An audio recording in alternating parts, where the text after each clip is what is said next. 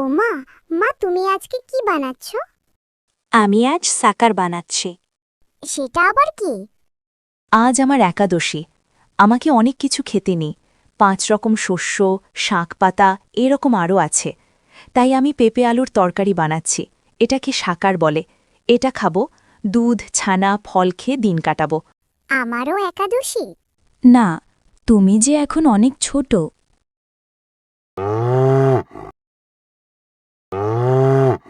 তুই তো বড় হয়ে গেছিস।